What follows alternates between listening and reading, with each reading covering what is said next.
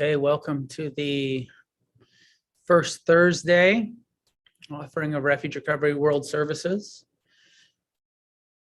Welcome to anybody who's joining us for the first time on this or listening later on podcast or YouTube. I always like to try to remember to remind everyone that this is not a Refuge Recovery meeting. Refuge Recovery meetings are peer-led, with principles like no crosstalk. This is a teacher-led offering from World Services that I do once a month, where I don't necessarily stick to the script, and I offer some teachings and some perspectives, and also some crosstalk, some Q&A after the topic. Refuge Recovery World Services has, two main functions. One is to support the worldwide peer-led meeting program of Refuge Recovery. And we do that by hosting the website and scheduling conferences for members to get together and supporting the organization.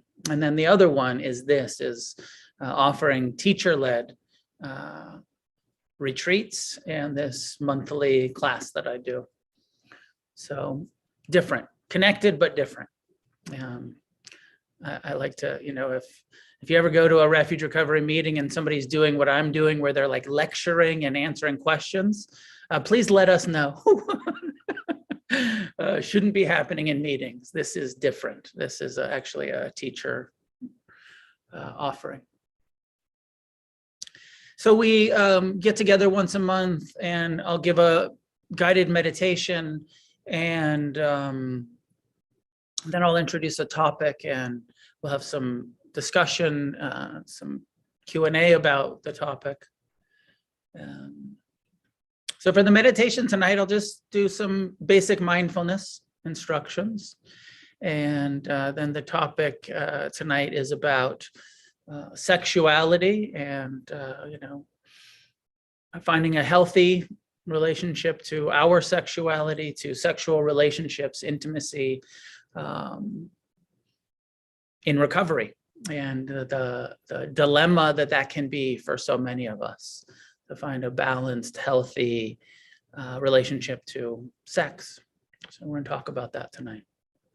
And it's in the book, and we'll look a little bit about what it says in the book, and then see, questions about it, or how do we, what's up for people around sexuality and relationships. So we'll start with a meditation. Welcome everyone, and find a way to sit that's upright, relaxed. As you're ready, allowing your eyes to be closed.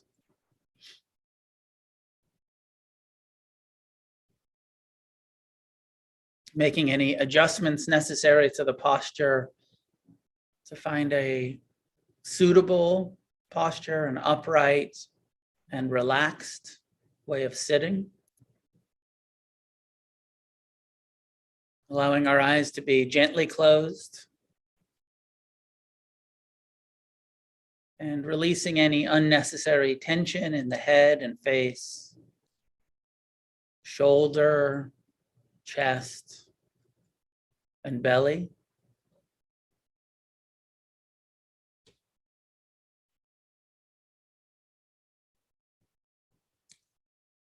Establishing mindfulness, the practice of bringing our full awareness to our present time experience. Present time, non-judgmental, kind awareness in the body. First foundation of mindfulness. What are you feeling physically right now?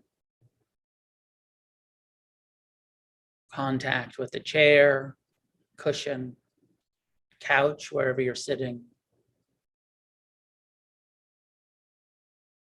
Sensation of your feet on the ground, legs crossed, your hands resting.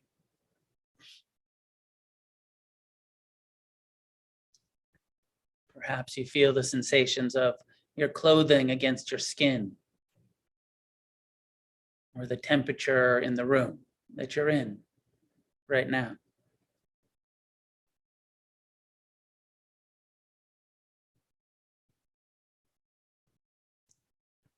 One of the obvious sensations is usually the breath as we take the seating posture and turn our attention towards the body. We feel the body breathing.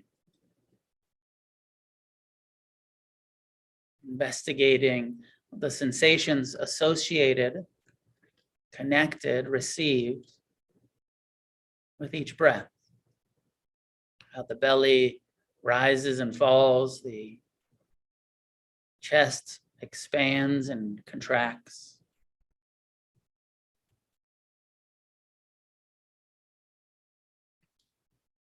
The air enters and exits through the nostrils, creating sensations on the upper lip and the nose.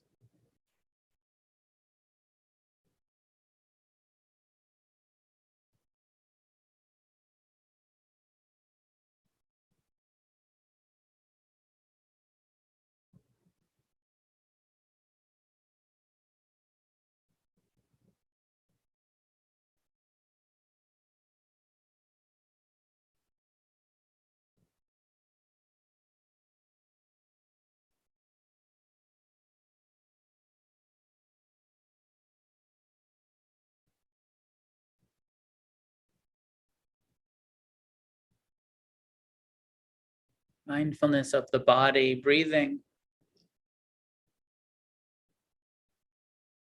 establishes a physical refuge in the present time as we try to ignore the mind's tendency to think about the past or future, directing our full awareness to right now. Disengaging from the thinking mind, over and over returning to the body. Come back to the breath. Come back to sitting here. Feeling these sensations.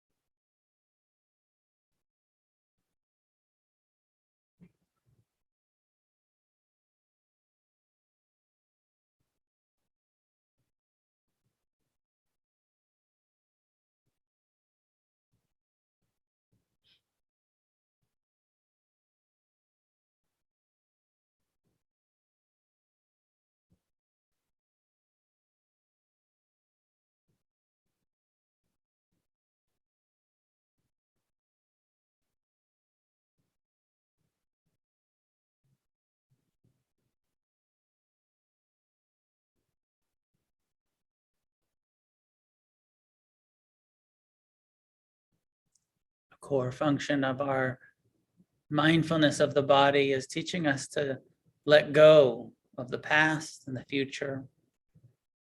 Let go of identification with the thinking mind.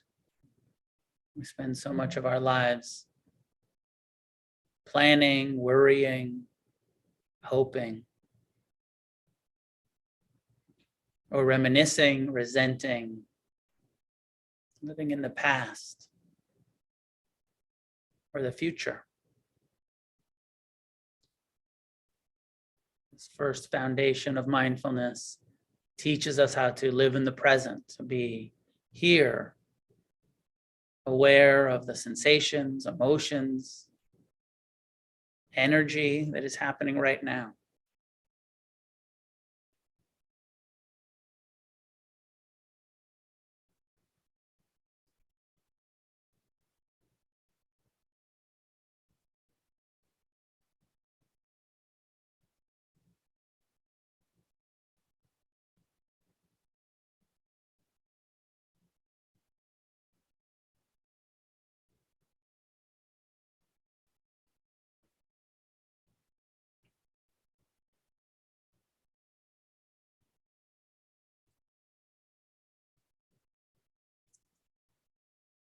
The second aspect of mindfulness is to become aware of the feeling tone,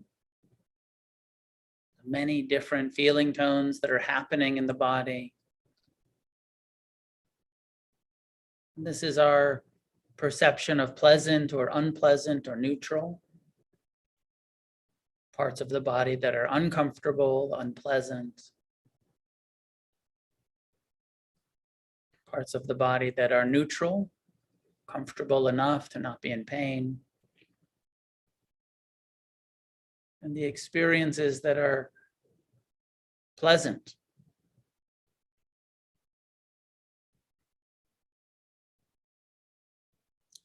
So we use the mind to contemplate, reflect, investigate. What's happening right now in my body and how does it feel? What's pleasant? What's unpleasant? What's neutral?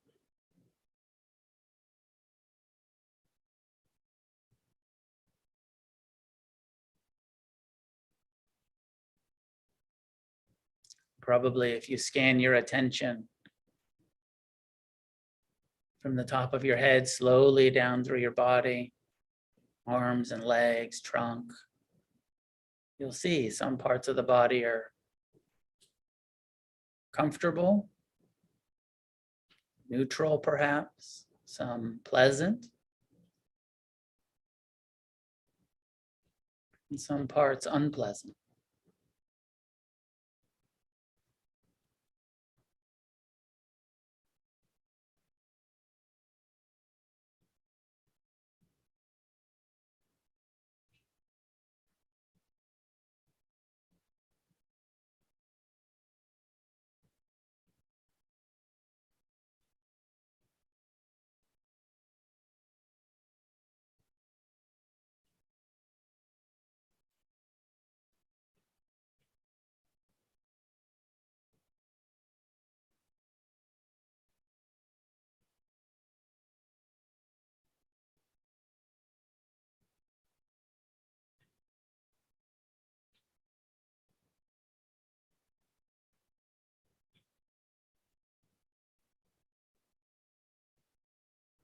If you're brand new to this kind of meditation, using the breath as the primary focus, investigating the feeling tone of the breath. Is it pleasant or unpleasant or neutral? Becoming aware of the impermanent nature of the sensations that the breath creates.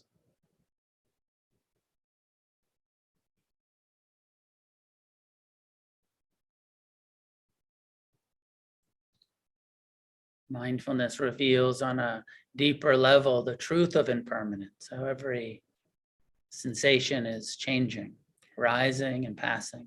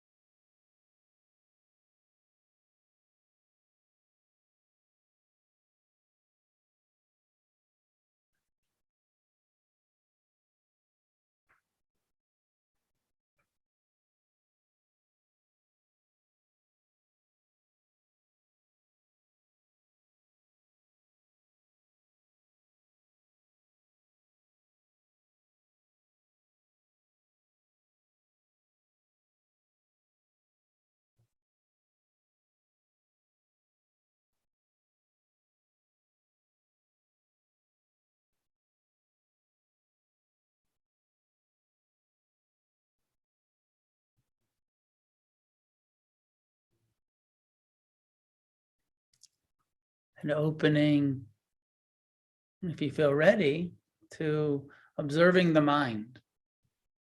Third foundation of mindfulness. Rather than ignoring what our brains are up to, the thinking, bring present time, non-judgmental, kind awareness to your thoughts.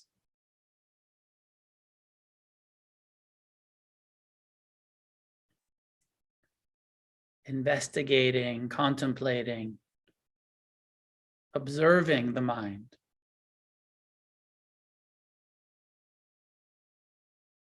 Perhaps noting, oh, there's a plan that's repetitive. My mind wants to think about something, worry,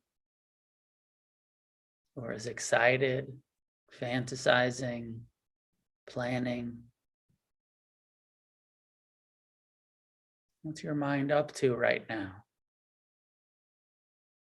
Remembering, is it a pleasant memory? Is it a painful one that some kind of resentment coming up, judgment, fear? Turning our attention towards the mind.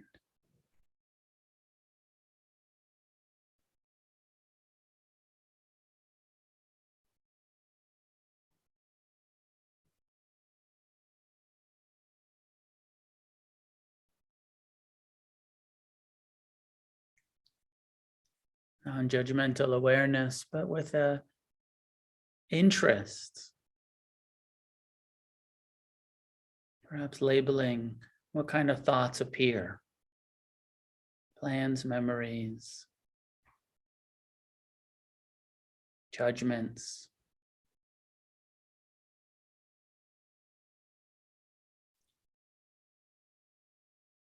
And we bring the second foundation of mindfulness. How does it feel? What kind of feeling tones are present in your mind? Pleasant thoughts, unpleasant thoughts, neutral thoughts, pleasant emotions, unpleasant emotions.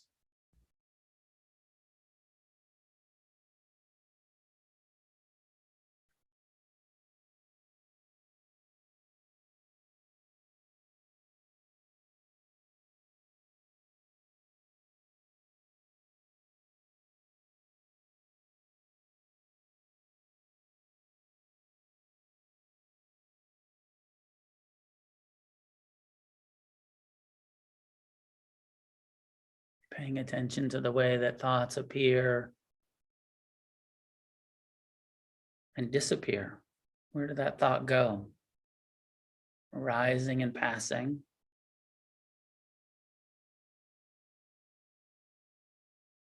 Paying attention to the way that the mind proliferates, one thought leading to the next. The free association of the thinking mind.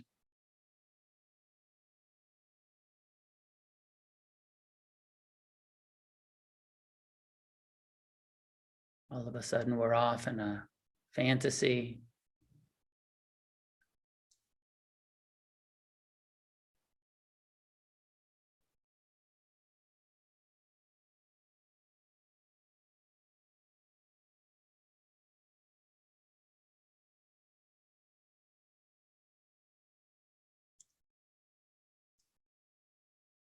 Mindfulness teaching us the impermanent nature of sensation, emotion, and thought. And also teaching us to respond with more compassion to the unpleasant feeling tones. Learning to tolerate being uncomfortable, naming it, this is unpleasant, and sitting with it. Also teaching us about letting go, non-attached appreciation to the pleasant sensations, emotions, thoughts. Let them arise, let them pass without clinging. Over and over, letting go. Accepting the impermanent nature of all things, of all experiences.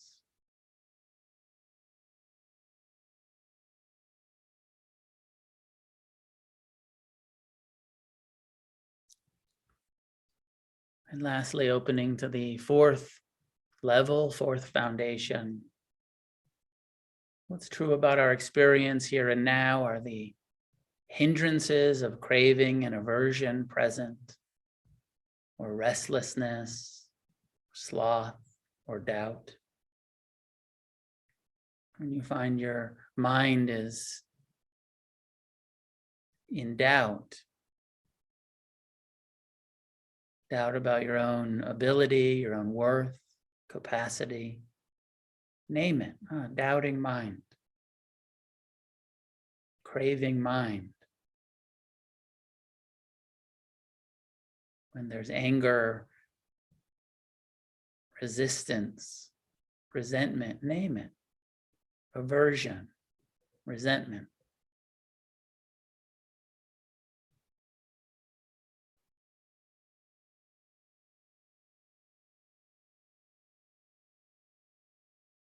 And likewise, when the more pleasant mind states of equanimity, tranquility, joy arise in the mind, in the heart, in the experience. Awareness of joy, of tranquility.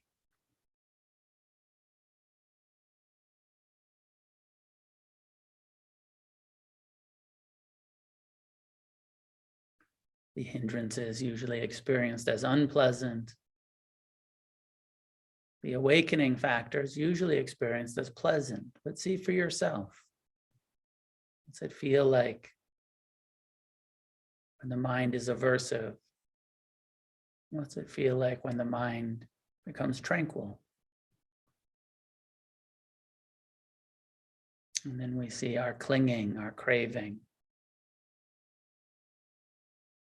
or our aversion to the unpleasant, hindrances that arise.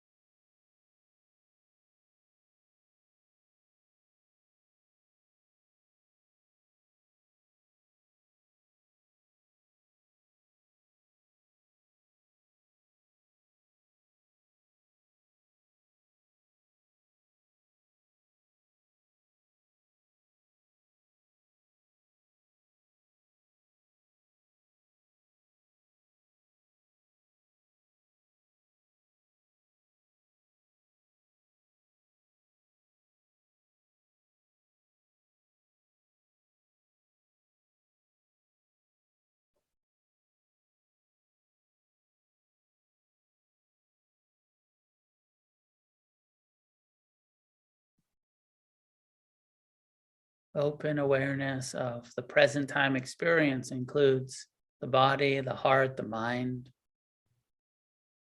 Includes that which is pleasant, unpleasant, neutral.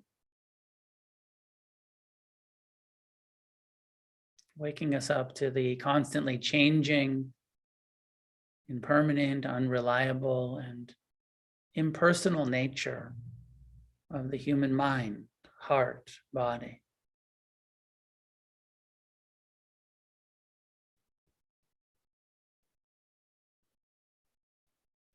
When you're ready, allowing your eyes to open.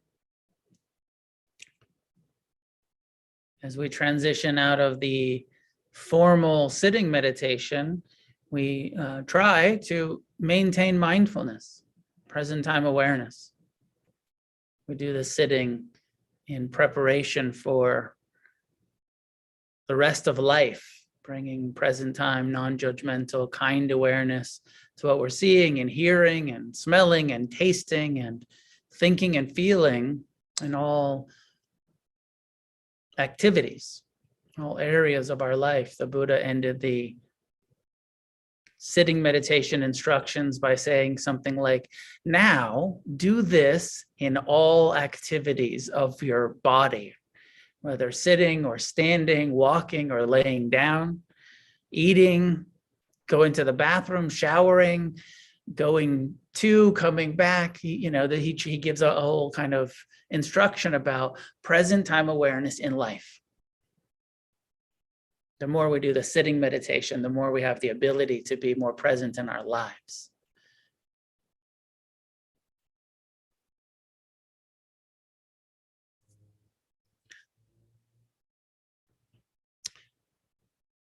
So the topic that I've already introduced for tonight is about sex and recovery. And I find it a bit tricky to talk about. Some of our members are in Refuge Recovery because sex has become an addiction, a process addiction. And that's true for some probably small percentage of our community. The primary addiction is sex, love, relationships, or behaviors around sexuality, or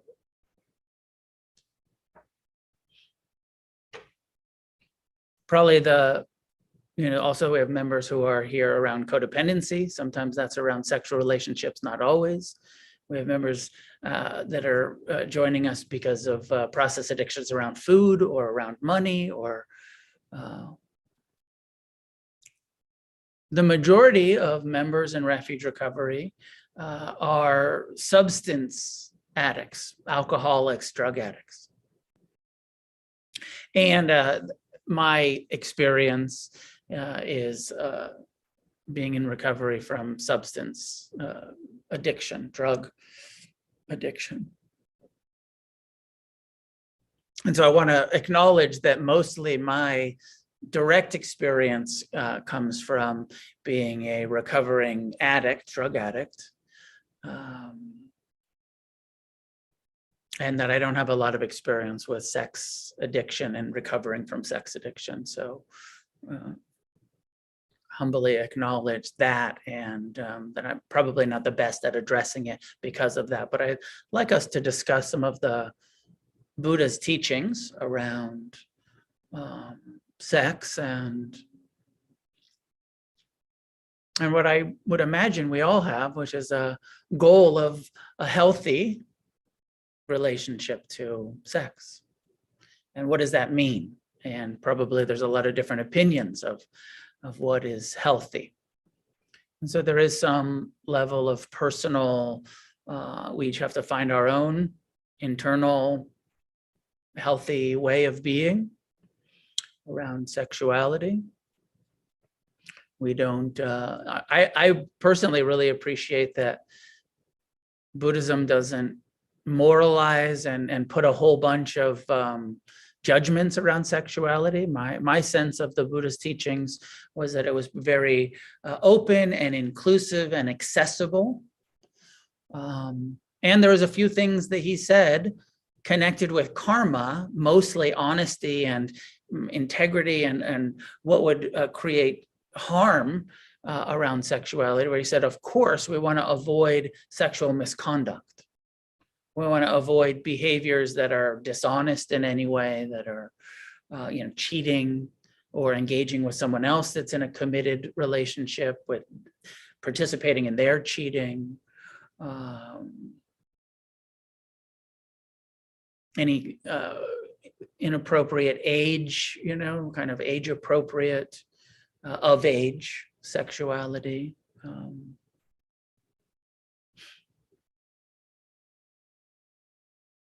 But the core of avoiding sexual misconduct is just saying consenting adults.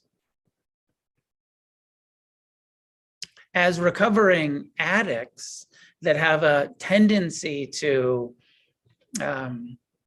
be all or none, that have a tendency to drink too much, to take drugs too much, often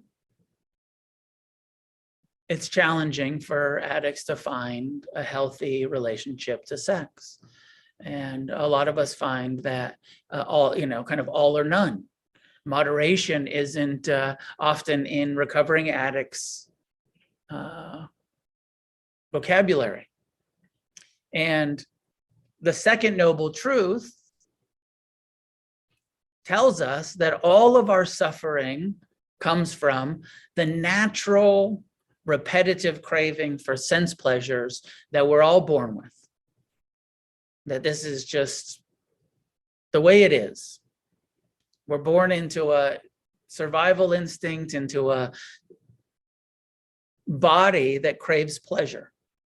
Part of the whole procreation agenda of our species is to love sex, to crave sex.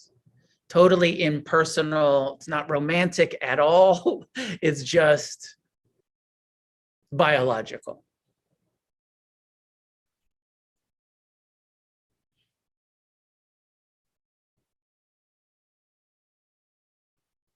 So I want to introduce the topic. I want you to reflect a bit, and I feel like more of this is more interesting in discussion than in lecture.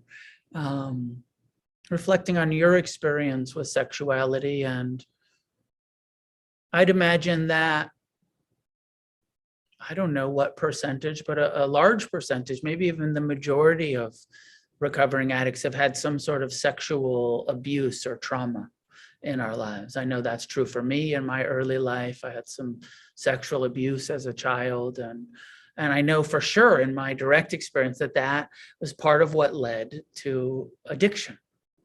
And so that's true for some percentage of our community, not for everyone, but just each of us reflecting on, was there wounds, and we do this in our inventory. We do this in both the first and second truth inventories, where we look at, were we harmed? Was there inappropriate sexual experiences in our life? And sometimes that's, abuse in a physical way, and sometimes it's teasing, it's judgment, it's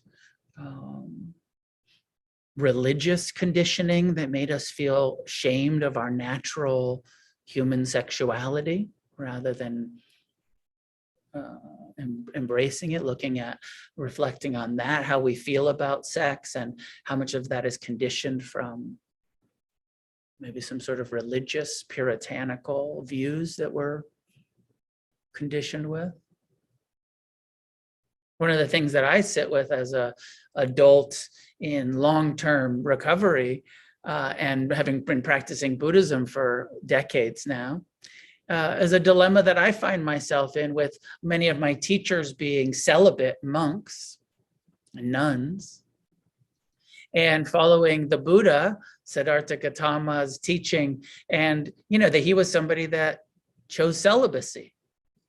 And so it also, I watch in my own mind where it seems like celibacy is more spiritual, like that it's this sort of higher path to give up sexuality altogether, like the Buddha did.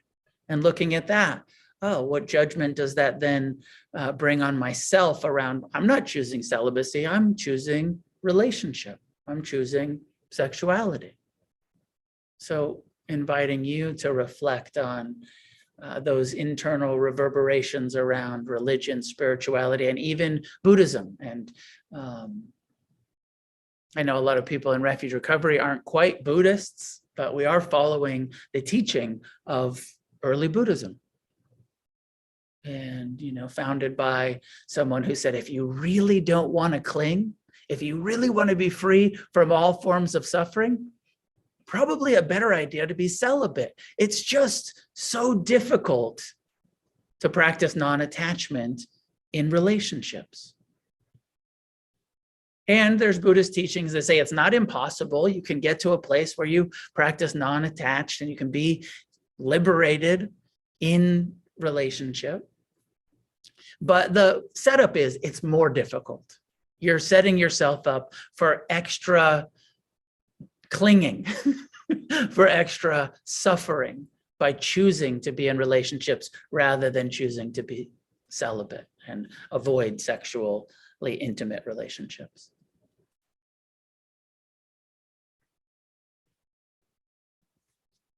So let's look for a moment, and then I'll open up to some dialogue.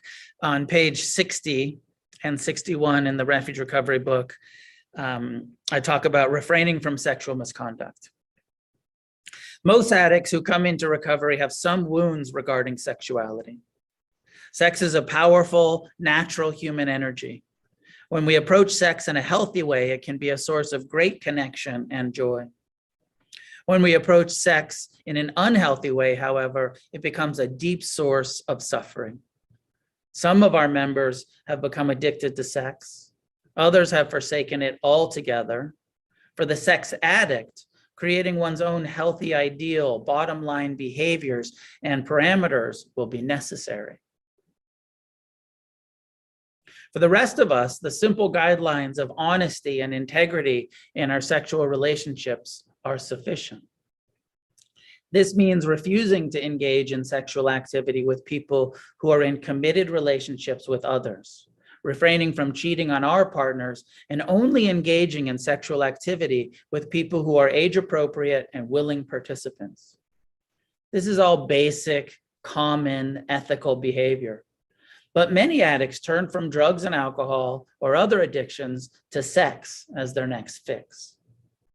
And when sex becomes recreational, people start to lose sight of ethics and responsibility. For many, periods of abstinence or celibacy will be part of the recovery process. Sometimes stepping away from sex altogether is necessary to heal. But in general, our attitude towards sex is go for it as consenting adults, but you also need to accept the consequences.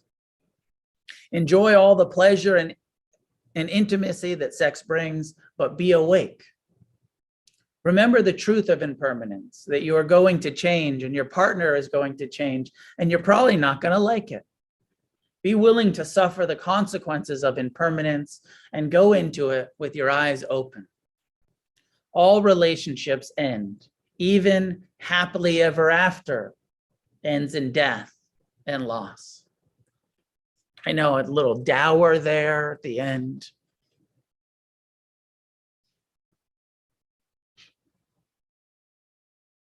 So let's have some dialogue. What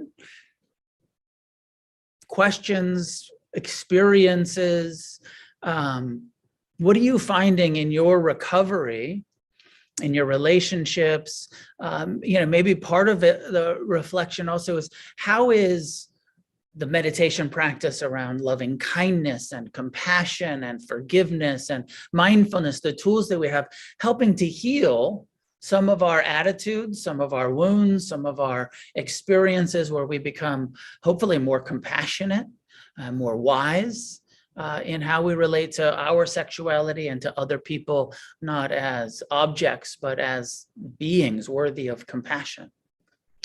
Ben, I'd be happy to take your question, but could you turn your camera on, if you wouldn't mind? I apologize. My camera is doing something funky that I'm not aware of how to fix, but I wanted to add to what you were saying. Sure, go ahead. Yeah, my camera's broken a little bit. So, but I just wanted to add that with what I've been going through is like my recovery part is it leads to codependency, what you were talking about for me, and it's not, I don't think it's healthy, but it's like I don't know how to fix it. You know what I'm saying? I'm not asking for any like kind of like how to, but I'm just like codependency plays in that kind of too. Absolutely. Naturally, common experience, Ben. In the long run, mindfulness is teaching us about non-attachment.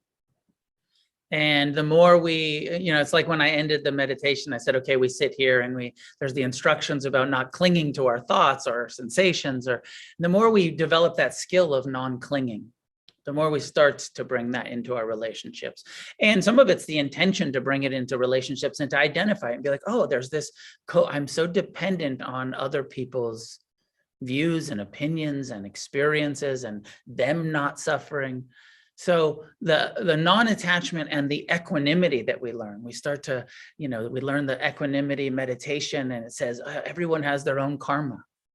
And we start to bring that into our relationships.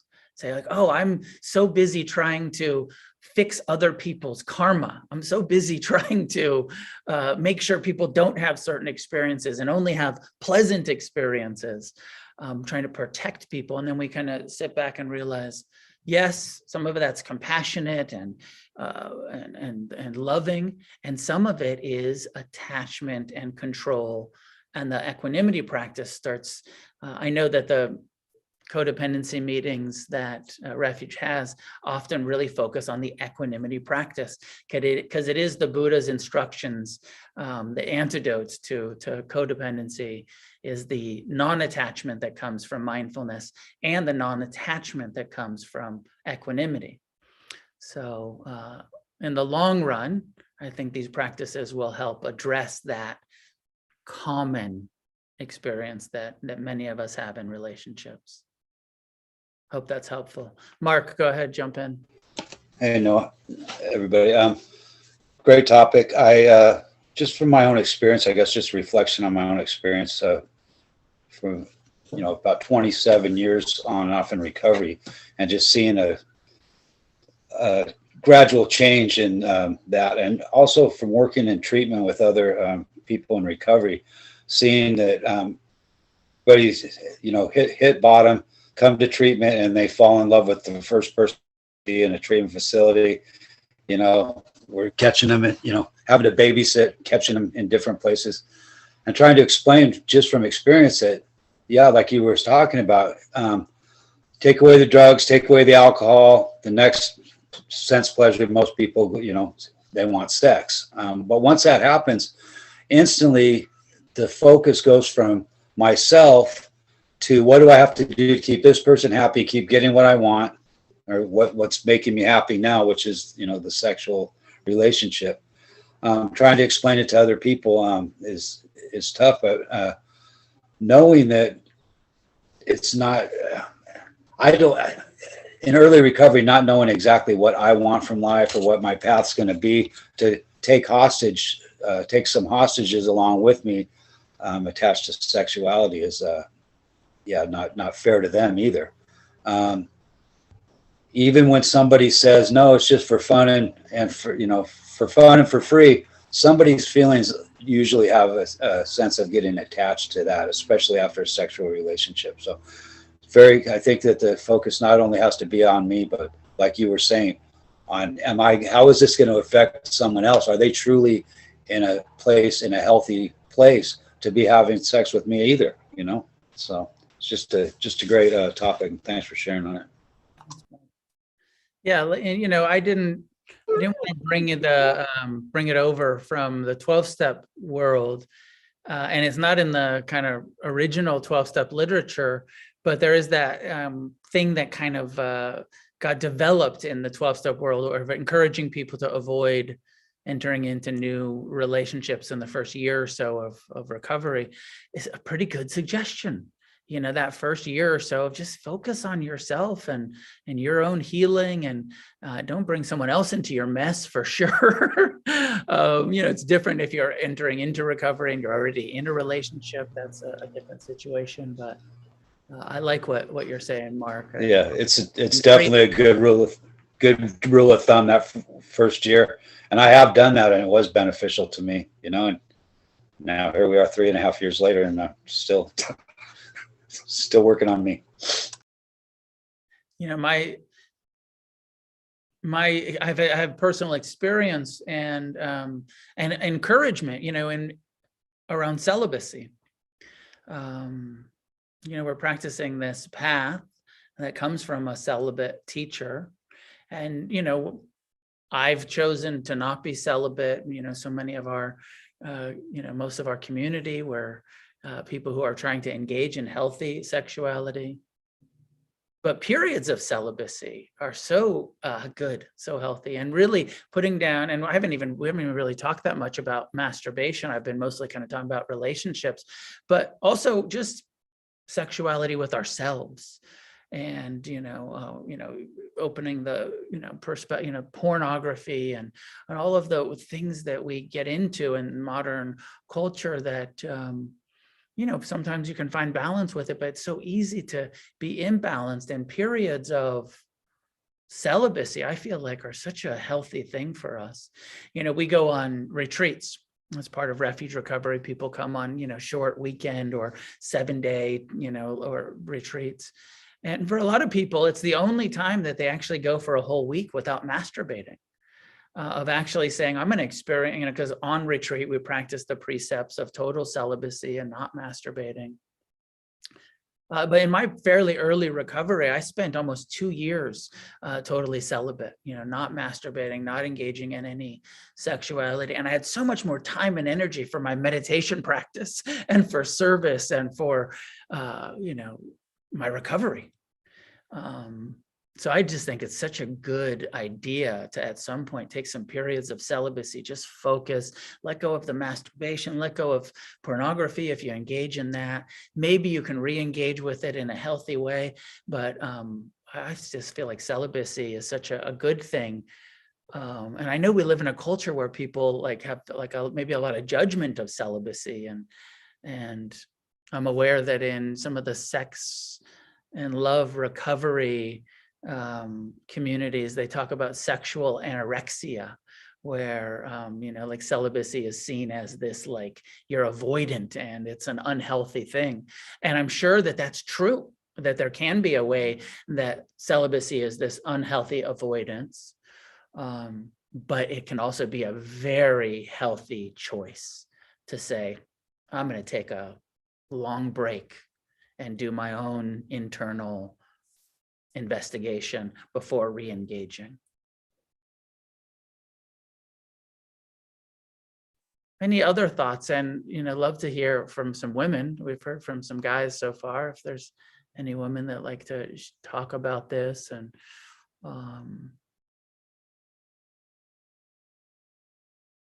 being in recovery, please, Candace, jump in when you're ready. Well, I'm going to be 70, and I am of a time when women we expected to be harassed in some way. We expected it. And I became an obstetrician gynecologist and asked everyone in my practice if they had ever been molested. And this is 35 years ago. And I can tell you that at least 30% in my anecdotal experience started to cry, and nobody had ever asked them. And it is something that I feel so strongly today. I wasn't raped, but I was molested several times. And that was part of being a woman in the world. And it makes me sad. I have to tell you, when it came out with that, with Donald Trump's, what was it? His video that he molested, because he felt he was entitled. I got so drunk that night because I felt so much like a piece of meat. And I know that's not how most men feel. I know it isn't. And it made me so sad. And this makes me so sad. Yeah. And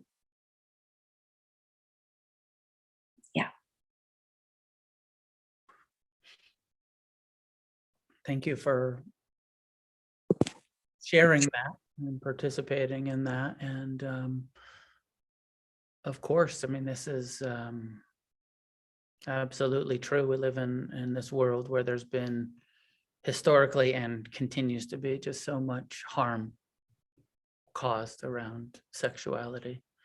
And it's one of the reasons why we have to talk about it and put so much focus and attention on it in our life and in our recovery, and in recovery, rooms and communities.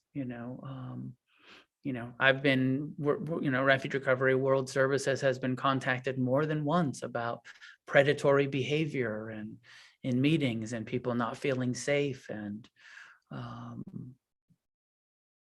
And of course that's going to happen even here. It's not just out there. It's people engaging with each other, and there's going to be flirting, and there's going to be appropriate and also inappropriate energy. You get a bunch of wounded people together. Those wounds are going to at times spill out onto each other. I don't think it's avoidable, but it is something that we need to address as best we can, bring awareness to it, talk about it, bring it to, and my sense, hopefully, is that for the most part, Refuge Recovery Sanghas are pretty healthy places, but not all the time. So, Megan, jump in whenever you're ready. Hi, thank you. So I'm a little bit over 6 months on my sobriety journey, and I've actually done a fair amount of reflection on sexuality and what my substance of choice, alcohol, how that played into my sexuality. And I've had some really interesting kind of revelations. I feel that in my younger years, my partner and I have been married for 17 years. And in our younger days, we experimented with a lot of different alternative sexuality, lifestyle, BDSM, all kinds of different stuff, polyamory. And at the time, I viewed it as like this very empowering thing. Like, I'm this woman who's, not ashamed because I talked about it openly with people. And I felt very empowered by it. And then when I started my sobriety journey, I started thinking back to like every time I went to a play party, I got drunk. Every time I went on a date with somebody new, or my husband was going out on a date and I was at home, I got drunk. And it really shifted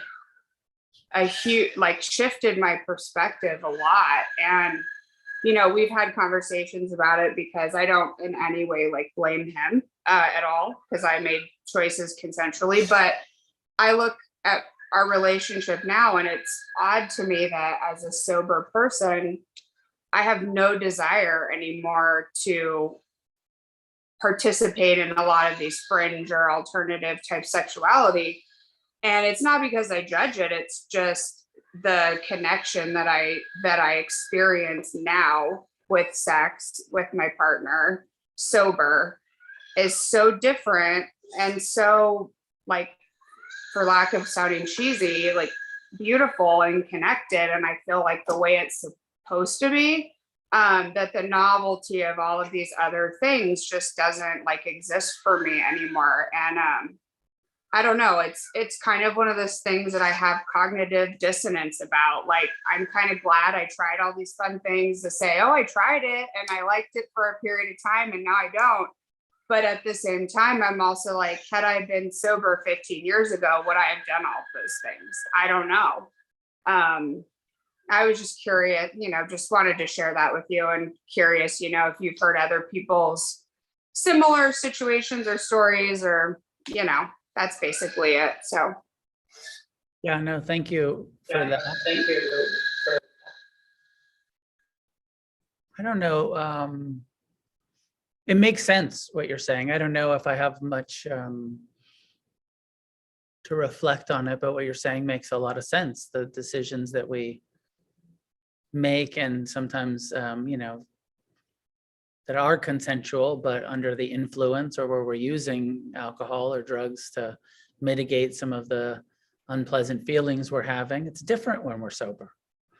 I remember when you were saying that, it reminded me when I was a young person and I got sober, and I went into I had this one meeting, this one 12-step AA meeting that I used to go to, that was filled with, old people. And there was this one old lady, and I was like just out of jail and angry and, afraid. And there was this old lady who was always really nice to me. And she would be like, welcome, and I'm so glad you're here. And this little gray-haired old lady, her name was Doris.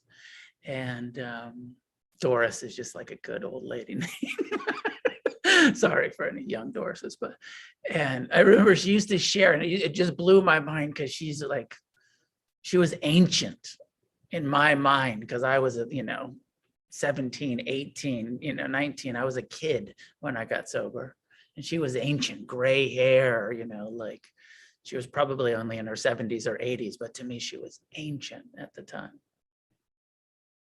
And she used to share, and it blew my mind because she would say, until I got sober and discovered sex with the lights on, I hadn't lived. It was just this like really cool, explicit, lady talking about like, sober sex with the lights on, being present for it is a gift of sobriety, is this amazing thing that I hadn't experienced until I got sober. Alcohol, drugs is always so often a part of the experience for people around sex. So sober sex is a whole new thing, and we can bring our mindfulness to it. And I'm going to end with this I hope that we all bring present time, non-judgmental awareness, bring the intentions of compassion, of equanimity, of forgiveness into our sexuality, that sexuality isn't somehow separate from our spiritual life, our mindfulness life, our recovery life, but it's a very central human experience that we need to bring a lot of attention to. And that we can experience incredible joy and pleasure, and we can also experience incredible suffering and cause incredible harm if we're not careful with our sexuality. And so, I know this is obvious, but I just want to bring it up as a topic for our first Thursday tonight. And I'll end with that. Couple of announcements. This month, I'm supposed to do the third Thursday. Is that right, Sebastian? Which is supposed to be on Thursday, July 20th. But I will be out of town. I'll be on an airplane traveling at the time when that third Thursday is supposed to happen. So I'm going to put it off from the third Thursday in July to the third Thursday in August. And I apologize for that. And we will send out a reminder. But if you can remember that and let the people in your Sangha know, it won't be the July 20th. It'll be August. Do you know what the date is? Yeah, August 17th. Yeah, August 17th. We'll do it in August 17th.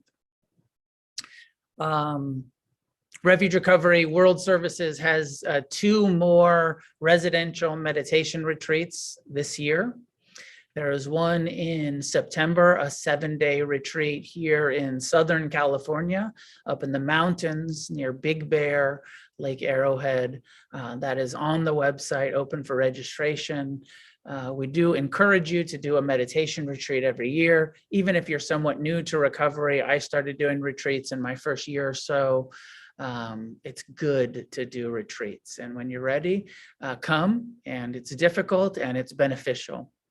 And then in October on the East Coast, I think it's a 5-day, a little bit shorter, I think it's a 5-day retreat, upstate New York near the Berkshires, kind of the border of upstate New York and Western Massachusetts.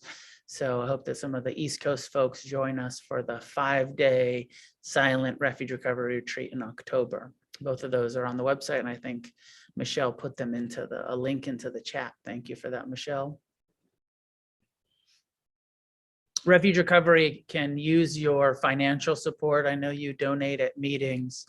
The other night, a couple of us were talking, we're sort of roughing the math of what it costs to support World Services and the rent on our space and the web hosting for the Zoom meetings and the insurance and the 2 employees that we have. And we came up with a number that was like about $13 per meeting. If every meeting was able to donate $13 to World Services, we would cover our, which is like about $200,000 a year overhead expenses. And we don't get that. And I just did the taxes for World Services, and we were, I think, at somewhere around a $20,000 or $30,000 deficit for 2022, not getting the support needed. So we make some of that up with the retreats and with people donating to us, individuals donating, but the meetings themselves are not really supporting World Services. So think about that, remember that, maybe announce that at some of the meetings that you're going to, that if the meetings can donate about $13 each week that they're having the meeting and making sure that money actually gets to World Services, it would be good and important to support the organization that supports the movement. I think that's all of the announcements that I have. Talking about sex, I got married last month in May, and what I did for my registry for my wedding, my wife is also a member of Refuge Recovery. And we decided that rather than having people give us gifts, we'd do a fundraiser. And we were able to raise over $17,000 for Refuge Recovery World Services by getting married. So, if any of you are planning to, get married, you can also do a fundraiser for World Services. And, anyways, it was fun to do that and to have, we're like, we don't need more dishes, but people could totally give some money to the organization. And we would both, appreciate that as something for people worthy for people to donate to.